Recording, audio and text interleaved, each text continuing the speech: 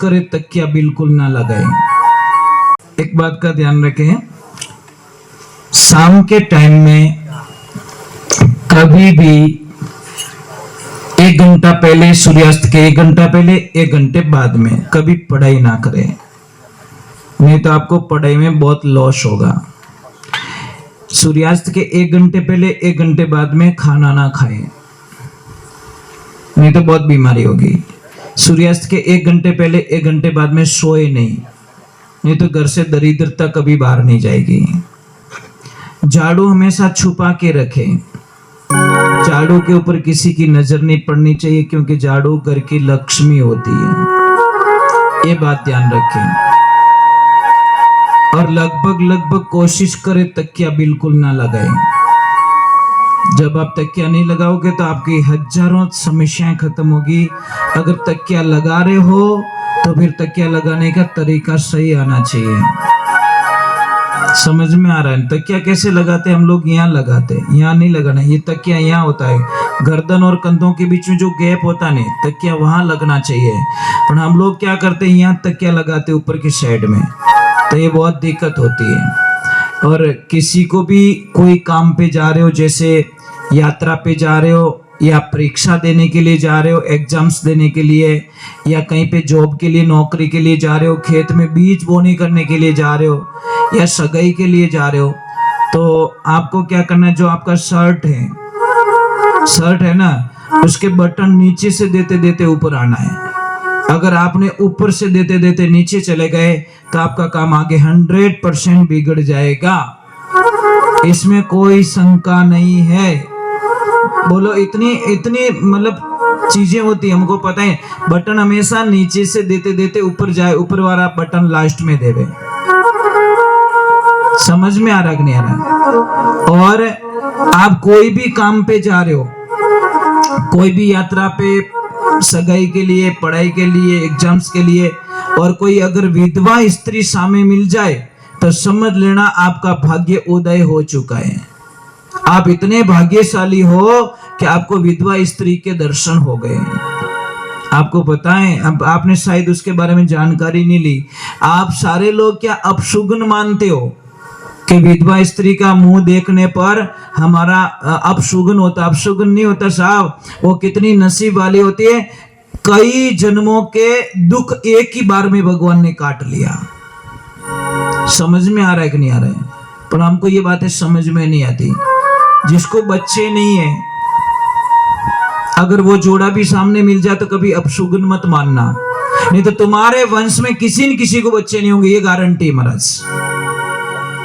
जिसको बच्चे नहीं है, अगर वो जोड़ा सामने मिल जाए, अगर उसको अपशुगन मान के आप वापस रिटर्न हो गए, तो आप ही के पीढ़ी में भगवान आपको किसी न किसी को बिना बच्चों के रखेगा, इसमें कोई शंका नहीं है। जैसी करनी वैसी भरनी। और किसी को अगर बच्चे नहीं हो रहे तो मैं बहुत इजी इलाज बताता हूं आपको। नारियल आता है, नारियल श्रीफल, उसको आप तोड़िए, आपको एक बीज मिलेगा उसमें से। नारियल तोड़ता है ना, एक बीज मिलता है। वो बीज उस स्त्री को देना चालू करे जिसको मतलब बच्चे नहीं हो रहे। देखिए, भगवान की कृपा हुई, ईश्वर की मेहरबानी हुई, तो उसके घर में बहुत जल्दी खुशियां आएगी। परंतु ये सारी विश्वास की बातें हैं साहब। अगर विश्वास नहीं है तो मत करना। बोलो पूरा नारियल खा जावे तो की को नहीं रहे। ये सब श्रद्धा होती है, एक विश्वास होता है। भाई हमारे मंदिर में क्या होती है, पत्थर ही तो होता है, पर हम उसको भगवान मानते तो भगवान होते हैं। अगर कोई कहे यार भाटो दिखे रही हो, तो भगवान के भाटो इस देख, इसके आगे कुछ भी नहीं दिखेगा। कोई बोलता नहीं मुझे भगवान दिख रहे, तो भगवान दिखेंगे। तो ये बात है, आपका विश्वास। और सबसे बड़ा भगवान को बुलाने का एक ही तरीका है, घर में शांति। एक दूसरे पति और पत्नी का मतलब क्या होता है, पति पूरा पत्नी पे विश्वास करे और पत्नी पूरा पति पे विश्वास करे। एक जोड़े का मतलब ये होता है, समझ में आ रही? दोनों की मति एक होने चाहिए। एक पूजे हनुमान जी ने, दूजोड़ो पूजे इला जी ने, तो उन घर में शांति, कोई शांत तो ही नहीं रहे, कितना भी कुछ करा लो। और दूसरे नंबर मैंने कई लोगों को देखा है, एसी लगाते। एसी में ठंडक होती है, एकदम कूल होता है ना, चिल्ड एकदम। देखना एसी मुंह बाहर निकल अन गालियां बोल दे, बोलो भाई एसी कहीं काम रही मैंने खाली शरीर ठंडो रही खोपड़ी ठंडी रही को नहीं। समझ में आ रहा है कि नहीं आ भाई? एसी से दिमाग भी तो ठंडा होना चाहिए ना, पर मातो तो ठंडो रियो ही को नहीं, खाली बॉडी ठंडी हो गई उसकी और बाहर निकलते ही बम फोड़ दिया। एसी क्यों लगाई भाई? एसी का मीनिंग होता है तेरा दिमाग भी ठंडा होना चाहिए, ये ध्यान रखें। फालतू बिल मत देना जो कोई एसी वाला गाले बोले बिनो कनेक्शन काट दो, फालतू को बिल आ रही हो और ठंडो तो वही कौन दिमाग हो, क्या मतलब महाराज उसके। तो ये चीज है ना, सोचने की बातें होती है हमारे भाई। खाना खा रहे पेट नहीं भरा, वो खाना क्या काम का, ये चीज है। कई लोग बोलते महाराज एक तरफ आप बोलते हो कण कण में भगवान है, तो फिर हम मंदिर क्यों जाते हैं? ये प्रश्न बहुत ही गहरा है। तो फिर हम मंदिर क्यों जाते हैं? मैं आपको एक चीज बोल दूं ना, हवा पूरे ब्रह्मांड में, फिर भी हम पंखे क्यों लगाते हैं? पंखों बट लगान अटे हूणो, समझ में आ रहा है कि नहीं आ रहा है? हम पंखे के नीचे क्यों? क्योंकि पंखा विशेष करके उस हवा को हमारे तक, तो मंदिर में वो एनर्जी होती है, सबकी एनर्जी वहां मिलती है, सबका विश्वास वहां पे एक पॉजिटिविटी पैदा करता है, और पॉजिटिविटी पैदा करने पे आई बिलीव इट्स गॉड।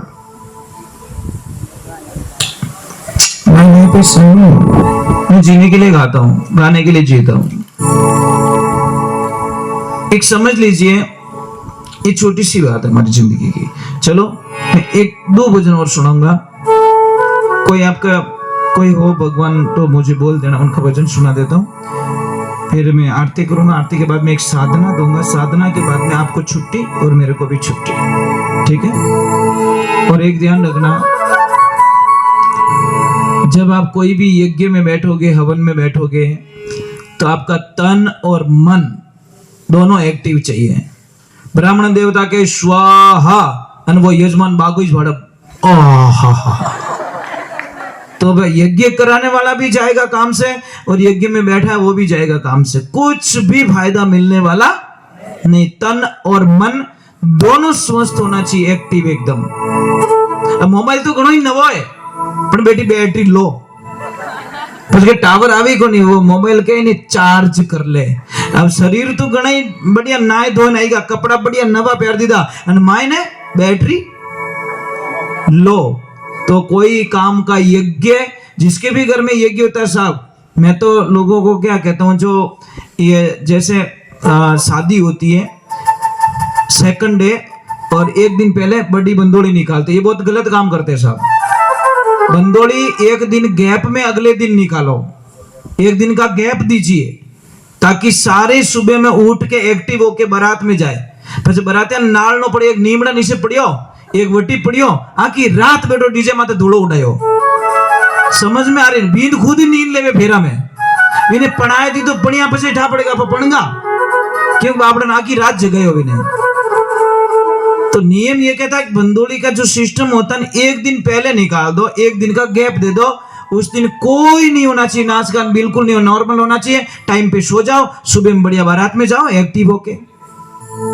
समझ में आ रहा है नहीं आ रहा है? क्योंकि यज्ञ करते हुए उबासी आना भी वर्जित मानी गई साहब। अगर आपको यज्ञ करते हुए उबासी आ गई तो भी वर्जित है यज्ञ में। पर ये चीज कौन समझाए महाराज? सत्यगुरुदेव की। एक तो अगरबत्ती मत किया करो, आप अगरबत्ती करते ही आपका यज्ञ सारा असफल हो जाता है। धूप बत्ती करो, क्योंकि अगरबत्ती में बांस आता है और बांस जलाना हमारे शास्त्रों के विरुद्ध होता है, बिल्कुल अलाउ नहीं होता साहब। फिर भी हम पहले काम करो, अगरबत्ती लगाओ, वहीं से हमारा यज्ञ असफल में चला जाता है। आप धूप बत्ती कीजिए, गूगल धूप कीजिए, और कुछ भी धूप नहीं मिले तो आप गाय का गोबर लीजिए, उसमें थोड़ी मिर्ची मिला दीजिए, थोड़ा गाय का घी मिला दीजिए, थोड़ा ये खोपरे का जो पाउडर आता है वो मिला दीजिए, ऐसे करके उसका धूप बना के धूप चढ़ा दीजिए, ये हो गया धूप बढ़िया।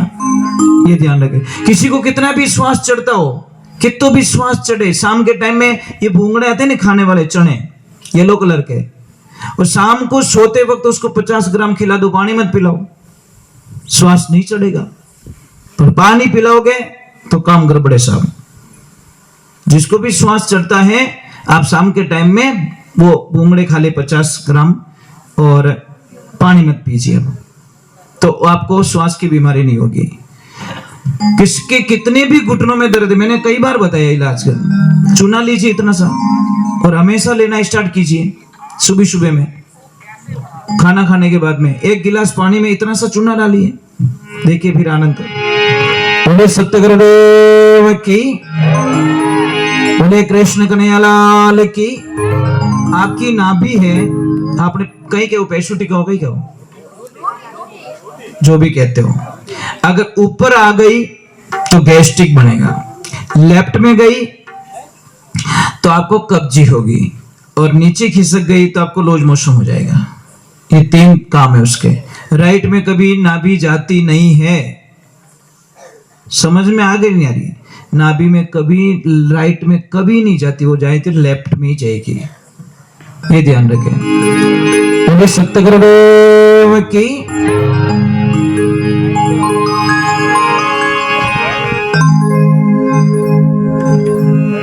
चलो मैं 2 भजन और सुना देता हूँ। कोई महादेव जी का वगैरह वगैरह कुछ हो तो बोल देना मुझे, कोई भी, यूं की कर, आप ही तो बोल दो कोई एक आध भजन के पे आ मारे महादेव जी का।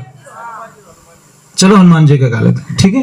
हनुमान जी महादेव जी, महादेव जी हनुमान जी, बस दोनों एक ही, अलग मत मानना, क्योंकि शिव का 11वें अवतार रुद्र अवतार में हनुमान जी है। बोले श्री भगवान की, बोले बालाजी महाराज की।